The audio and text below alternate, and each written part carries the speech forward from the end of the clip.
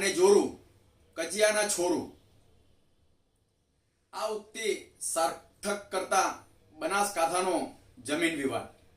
નમસ્કાર, હું છું જયેશ મેવાડા દિવ્ય સંદેશ સાથે.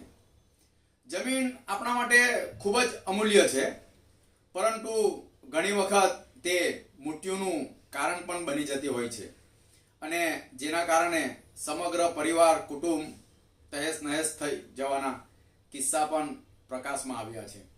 આવો જ એક કિસ્સો બનાસકાંઠાના લાખણી તાલુકાના ધાણા ગામમાં 23 વર્ષ અગાઉ માત્ર થોડી જમીનના વિવાદમાં બે જૂથો વચ્ચે ભયાનક મારામારી થઈ, જેના પરિણામે બે નિર્દોષ લોકોના મોત થયા.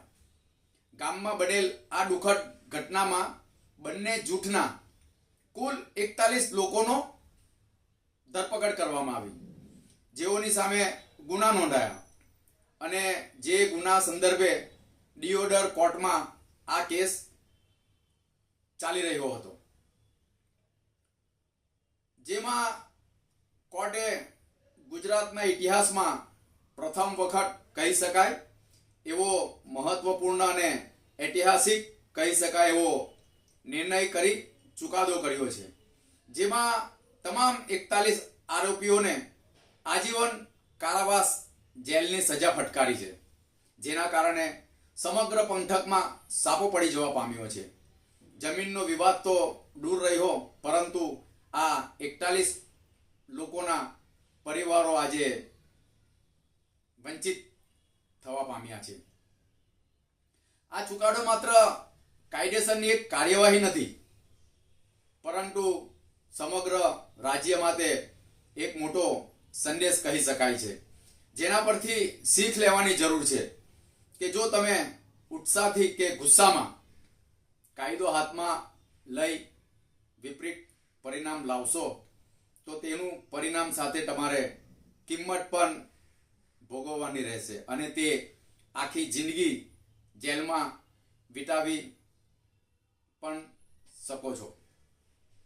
તમારો પરિવાર તેમજ સ્વજનો જેના માટે આ જમીન વિવાદ કરવામાં આવ્યો હતો, તે બધા આજે તેઓથી દૂર થયા છે. ખૂબ જ ગંભીર બાબત છે, જેના પરથી આપણે વિચારવાનું છે કે સામાન્ય ગુસ્સામાં મોત પરિણામ આપણને ક્યાંથી ક્યાં લઈ જઈ શકે છે. આવું જ બન્યું છે અને તેનાથી આપણે શીખવાની જરૂર છે અને ન્યાયતંત્ર પણ કડક અમલવારી કરે અને યોગ્ય પગલાં ભરે અને આ રીતે દાખલો બેસાડે એ પણ જરૂરી છે. સામાન્ય ઝઘડો કરતા પહેલા 100 વાર વિચારવાની જરૂર છે. દેશનું ન્યાયતંત્ર આજે પણ વિશ્વસનીય છે અને તે કોઈને મારી નાખવા માટે નથી, તેની પાસે ન્યાય માંગવાનો રસ્તો છે. સમાજમાં શાંતિ અને કાયદાનું રક્ષણ અને તેનું રાજ હોય એ જ સાજી પ્રગતિ છે અને વિકસિત રાજ્યની નિશાની છે. ફરીથી મળીશું નવી વ્યથા સાથે. ત્યાં સુધી રજા આપશો. નમસ્કાર.